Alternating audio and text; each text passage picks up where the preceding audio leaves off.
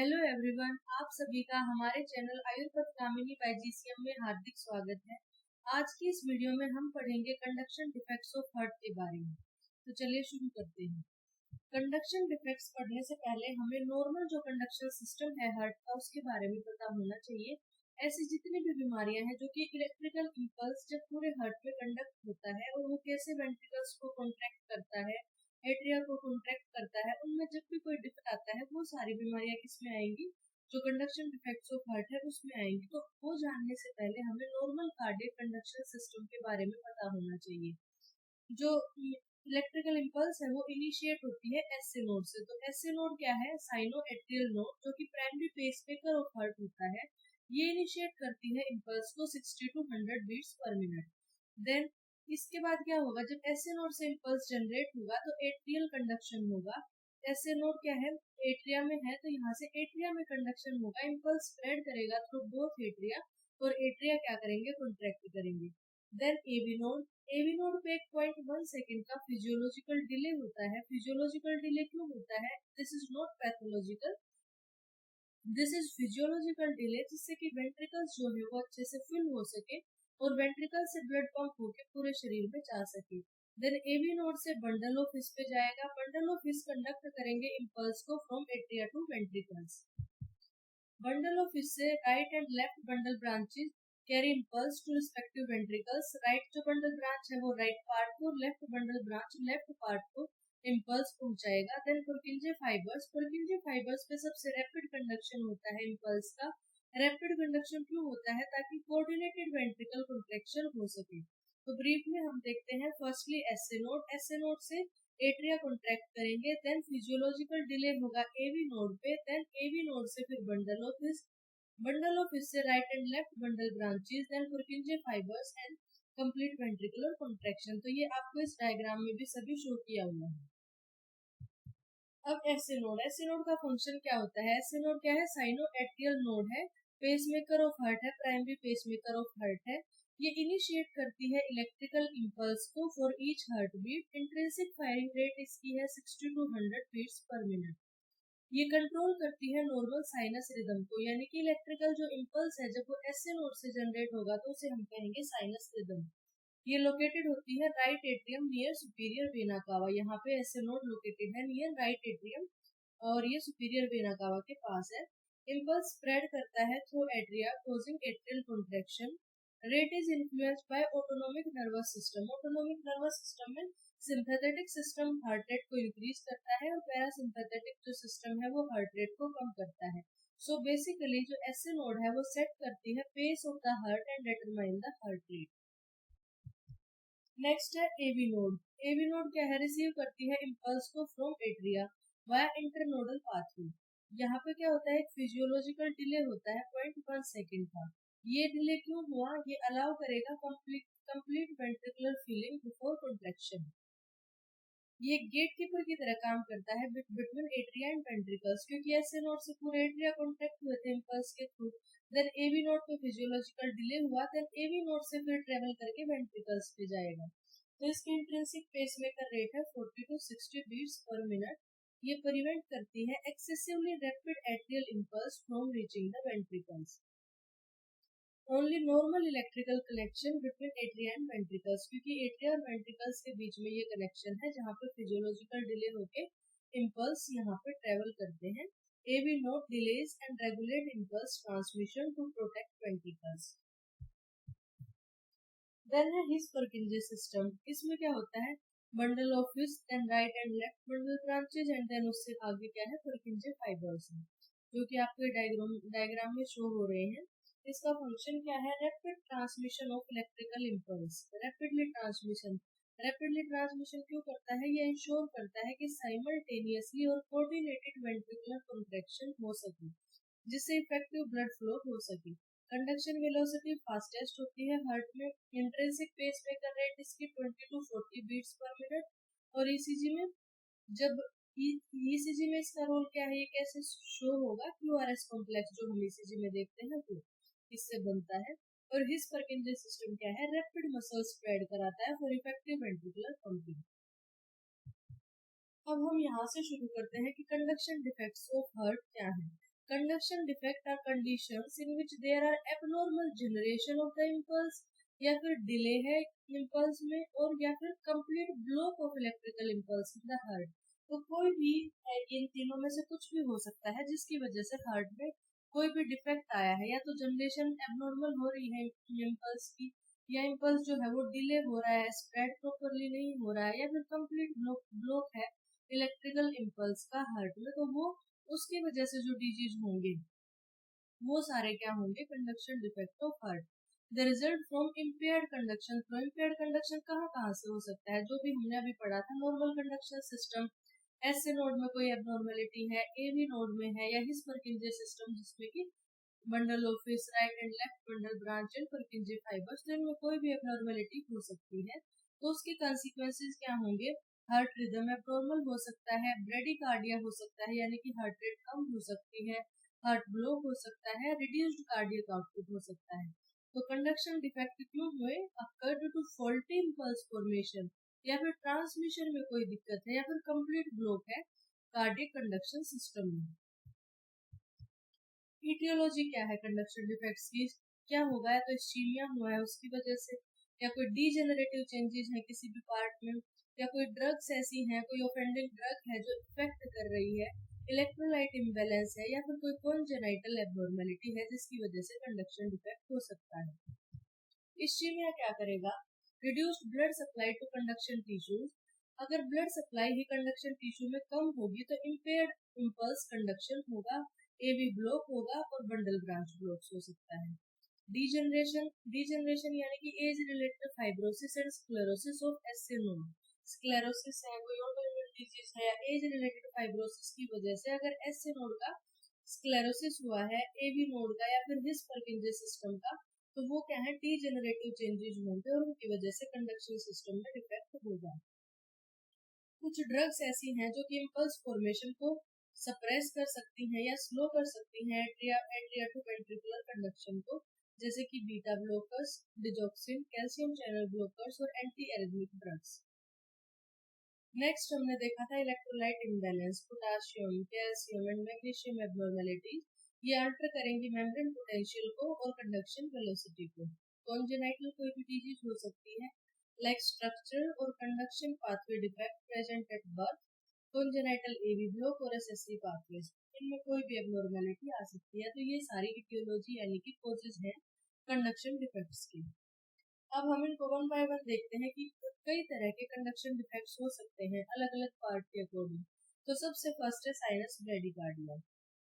Sinus bradycardia किसे कहते हैं, जब heart rate 60 beats per minute से कम होगी विद नॉर्मल साइनस रिदम, यानी कि ऐसे नोट से इम्पल्स शुरू हो रहा है और हार्ट रेट कितनी है, 60 बीट्स पर मिनट से कम है।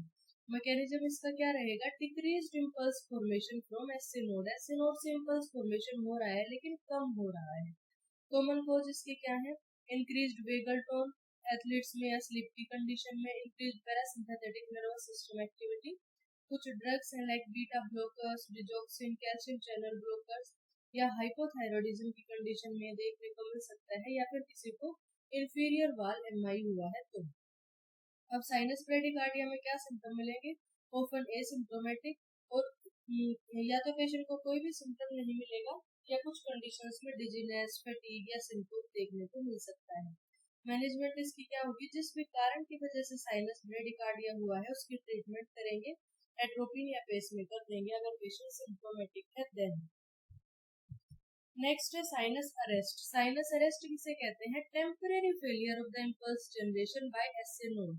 टेम्परेरी फेलियर हो गया, परमानेंटली टेम्परेरी फेलियर हुआ है, इम्पल्स जनरेट ही नहीं हो रही है, इम्पल्स की जनरेशन अरेस्ट हो गई है वहां पे। अब इसका मैकेनिज्म क्या है, SA node stop firing, pause आ जाएगा कार्डियक रिदम में। Sinus arrest is a sudden pause due to failure of SA node impulse formation. एकदम से पोज आ गया, कोई कारण हुआ जिसकी वजह से एसए नोड से इम्पल्स की फॉर्मेशन हो ही नहीं रही है। ईसीजी में हमें sudden absence of P wave मिलेगा, क्योंकि जब एसए नोड से इम्पल्स जनरेट होगा, एट्रिया कॉन्ट्रैक्ट करेंगे तो पी वेव की फॉर्मेशन होगी।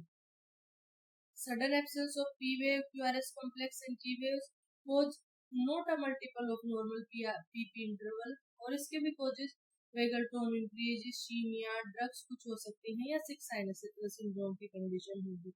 इसके क्लिनिकल फीचर्स में डिजीनेस, सिंकोप या पाल्पिटेशंस पेशेंट को हो सकते हैं। तो जो भी इसका कोज होगा उसके ट्रीटमेंट करेंगे। और अगर रिकरेंट हो रहा है या पेशेंट सिम्टोमेटिक है देन पेसमेकर। नेक्स्ट है sick sinus syndrome. Sick sinus syndrome क्या है? Group of disorders due to dysfunction of the SA node. Dysfunction यानी कि प्रॉपर फंक्शन नहीं हो रहा है, इम्पेयर्ड इम्पल्स की फॉर्मेशन हो रही है, साथ में इम्पेयर्ड कंडक्शन हो रहा है एसए नोड से। कंडक्शन नॉर्मल भी हो सकता है और इम्पेयर्ड भी हो सकता है। ईसीजी में साइनस ब्रेडिकार्डिया शो होगा, साइनस अरेस्ट या साइनोएड्रियल ब्लॉक शो होगा। ब्रेडिकार्डिया टैकीकार्डिया सिंड्रोम भी देखने को मिल सकता है। अल्टरनेटिंग स्लो और फास्ट रिदम्स, कभी स्लो हो जाएगा कभी फास्ट हो जाएगा।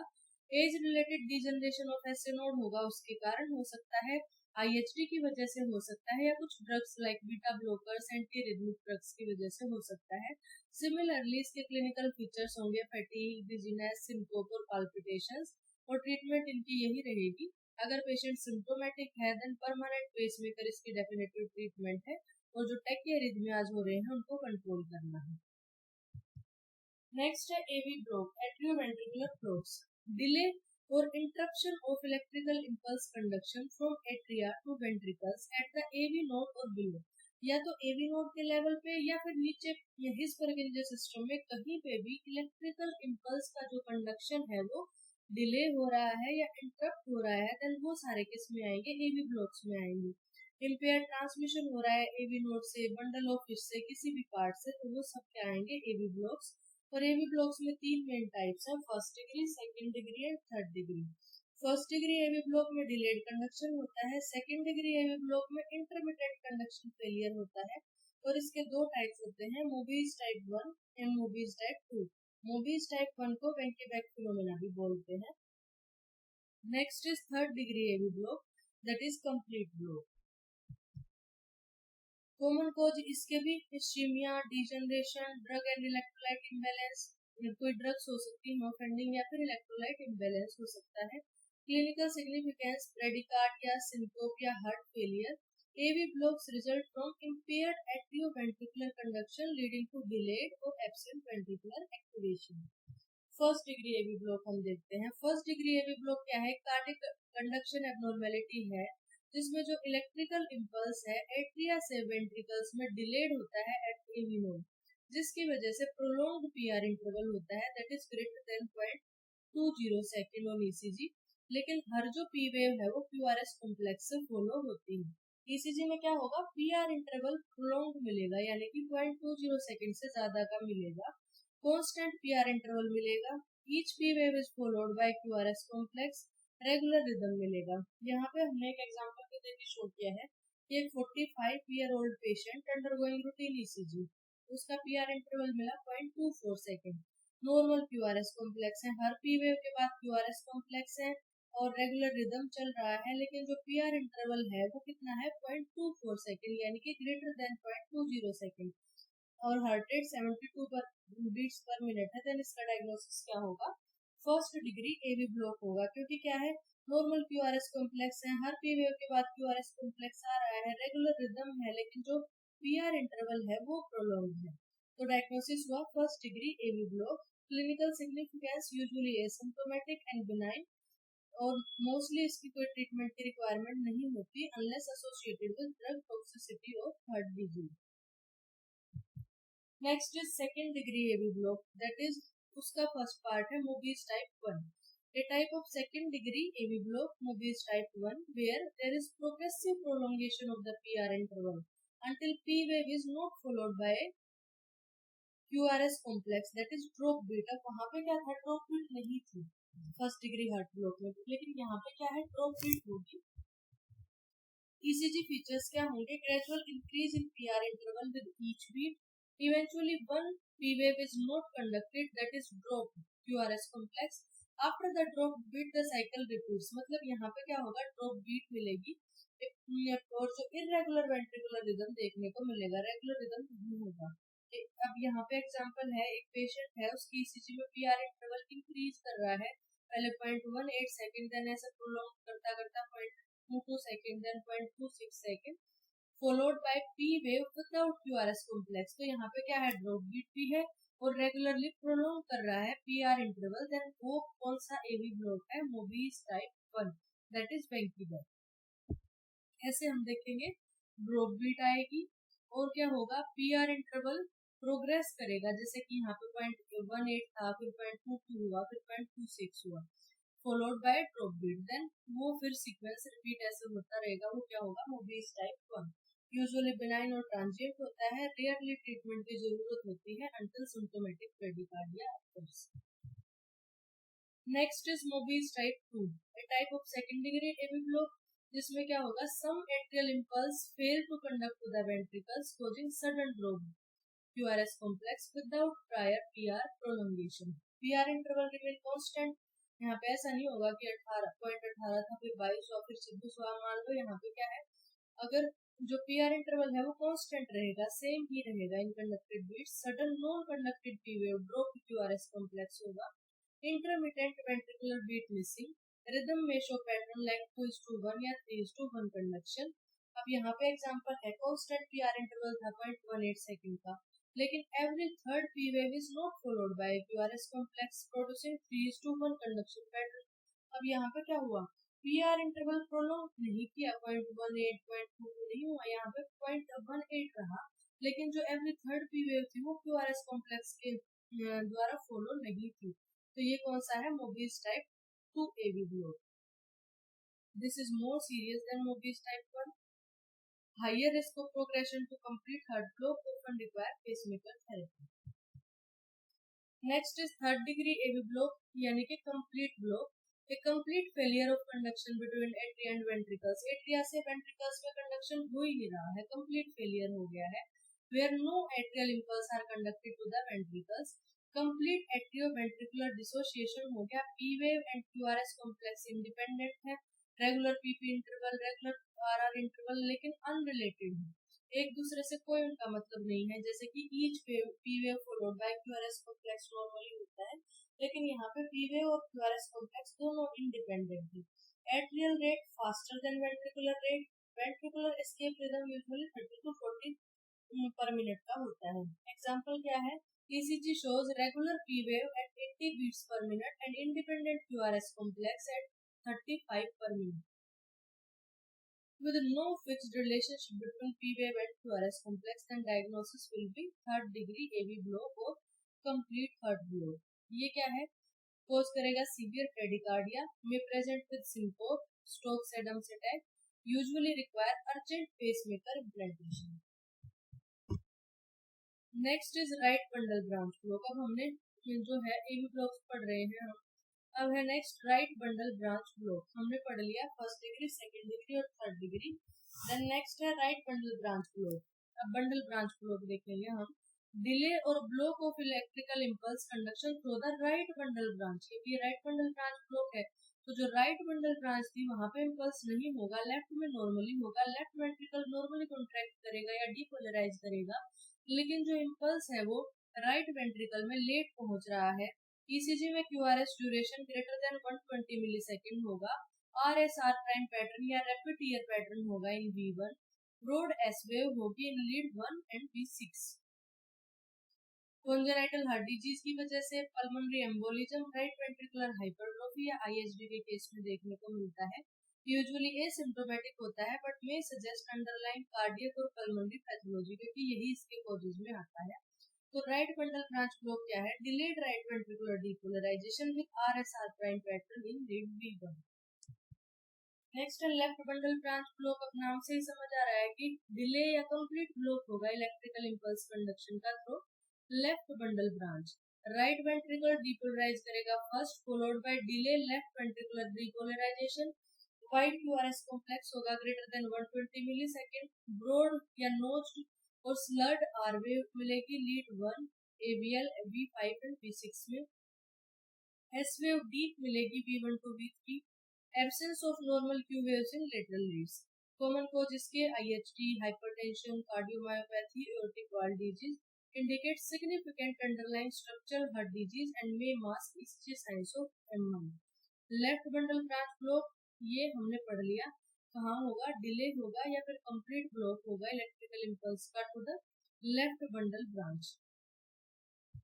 नेक्स्ट है fascicular block, a conduction abnormality in left bundle branch system where only one vesicle is blocked। कोई एक वेसिकल ब्लॉक होगा जिसकी वजह से जो कंडक्शन सिस्टम में दिक्कत आएगी वो इसमें आएगी फेसिकुलर ब्लॉक्स। कोई एक फेसिकल ब्लॉक है, for example left anterior fascicular block, तो उस कंडीशन में क्या देखने को मिलेगा, left axis deviation, QRS duration slightly prolong होगी या नॉर्मल भी हो सकती है, और QR मिलेगा in lead 1 and AVL and RS in second, third and AVF interior part में।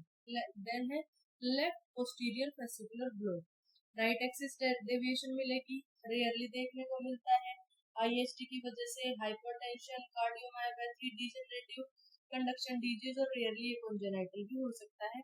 ECG नॉर्मल भी हो सकती है या फिर स्लाइटली प्रोलॉन्ग्ड QRS होगा। Axis deviation according to fascicle involved, जो भी फेसिकल इनवर्ट होगा उसी के अकॉर्डिंग एक्सिस डेविएशन होगा, without other causes of axis deviation, often asymptomatic, may indicate underlying structural heart disease and can progress to complete left bundle branch block or AV block. Pre-excitation syndrome. Pre-excitation syndrome caused by an accessory pathway that allows electrical impulse to bypass the AV node, leading to early ventricular activation. जब AV node पे physiological delay होता है उसके बाद ventricles में impulse जाएगा ताकि ventricles fill कर सके, लेकिन यहाँ पे क्या होगा, एक एसेसरी पाथवे जनरेट हो जाएगा जो इलेक्ट्रिकल इम्पल्स को अलाउ करेगा कि वो AV नोड को बाईपास करके नीचे चली जाए वेंट्रिकल्स पे, और जिससे अर्ली वेंट्रिकुलर एक्टिवेशन हो जाए। ECG may show a short PR interval, widened QRS complex and delta waves depending on the type of pathway। Patient asymptomatic भी हो सकते हैं और पाल्पिटेशन, टैक्यरिथमिया, सिंकोप या फिर सडन कार्डियक डेथ के साथ भी आ सकते हैं। इसके कुछ कॉमन टाइप्स हैं like Wolff Parkinson White WPW and Lown Ganong Levine LGL syndrome. Management इसकी ऑब्जर्वेशन होगी अगर पेशेंट एसिम्प्टोमेटिक है, या फिर एरिथमियाज है तो एंटी एरिथमिक ड्रग्स और catheter ablation for symptomatic cases. Wolff-Parkinson-White syndrome, an accessory pathway bypass the AV node, causing early ventricular depolarization। ECG में short PR interval, delta wave और white QRS complex होगा। लेकिन जो लॉन्ग-गैनो-क्लेवाइन है इसमें क्या होगा, एसेसरी पाथवे बाईपास करेगा AV नोड को, लेकिन हिस बंडल पे ज्वाइन कर लेगा विदाउट वेंट्रिकल प्री एक्साइटेशन। इसने AV नोड को बाईपास तो किया लेकिन अर्लियर इसने हिस बंडल सिस्टम को ज्वाइन कर लिया, तो ECG में शॉर्ट PR इंटरवल होगा, नॉर्मल QRS कॉम्प्लेक्स हो सकता है, जबकि वोल्फ-पार्किंसन-वाइट में व्हाइट QRS कॉम्प्लेक्स होगा और इसमें डेल्टा वेव नहीं मिलेंगी, associated with episodes of supraventricular tachycardia.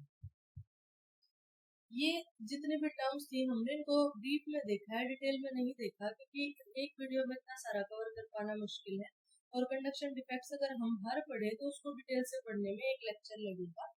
तो अभी इनको हमने ब्रीफ में देखा है कि कंडक्शन डिफेक्ट ऑफ हार्ट के अंदर क्या क्या टर्म्स आ सकती हैं या आती हैं और उनमें क्या क्या होता है। अब नॉर्मल मैनेजमेंट क्या होगी कंडक्शन डिफेक्ट्स ऑफ हार्ट की, general measures, haemodynamic status, BP, pulse, syncope, dizziness हमने एसेस करना है, ECG मॉनिटरिंग करनी है, आइडेंटिफाई करना है और ट्रीट करना है जो भी कोज है कंडक्शन डिफेक्ट का। Stop AV node blocking drugs, like अगर ये इन ड्रग्स में से कोई भी ड्रग पेशेंट ले रहा है तो इन ड्रग्स को बंद कराना है।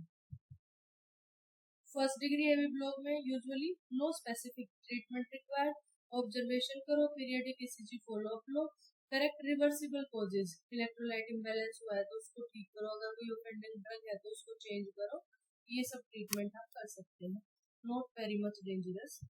सेकेंड डिग्री हार्ट जो AV ब्लॉक था मोबिस टाइप 1 ऑफन बिनाइन होता है, अगर सिम्टोमेटिक है देन एट्रोपिन देंगे, रेयरली पेसमेकर की जरूरत पड़ती है। Mobitz type 2 more serious condition है, टेम्परेरी पेसमेकर दे सकते हैं अगर सिम्टोमेटिक है patient, usually require permanent pacemaker. Third degree AV block में मेडिकल इमरजेंसी है, IV एट्रोपिन देंगे, टेम्परेरी पेसिंग करेंगे, ट्रांसक्यूटेनियस या फिर ट्रांसवेनस, और permanent pacemaker implantation definitive treatment है इसकी। सपोर्टिव ट्रीटमेंट, ऑक्सीजन थेरेपी, अगर SpO2 पेशेंट का डाउन जा रहा है तो ऑक्सीजन थेरेपी देंगे। IV फ्लूइड सिर्फ hypotensive, treat electrolyte disturbance, electrolyte imbalance है उसको ट्रीट करें, मैनेज एसोसिएटेड MI और इन्फेक्शन। पेसमेकर, पेसमेकर यहाँ पे डायग्राम में भी आपको शो हो रहा है।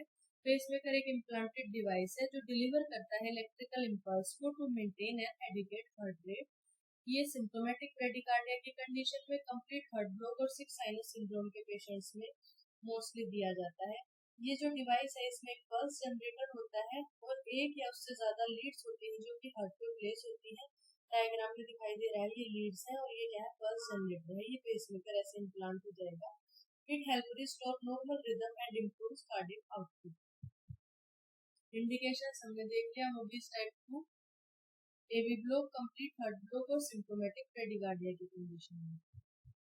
तो इस वीडियो में हमने briefly conduction defects of heart के बारे में पढ़ा कि कंडक्शन सिस्टम नॉर्मल कैसा होता है और उसमें कहाँ पे कोई एबनॉर्मेलिटी आई तो उसकी वजह से कौन सी कंडीशन आ सकती है और जनरल उसकी मैनेजमेंट हम कैसे करेंगे। तो आज की वीडियो में इतना ही, मिलते हैं नेक्स्ट वीडियो में। अगर आपको वीडियो अच्छी लगी तो वीडियो को लाइक करें, चैनल को सब्सक्राइब करें। Thank you so much.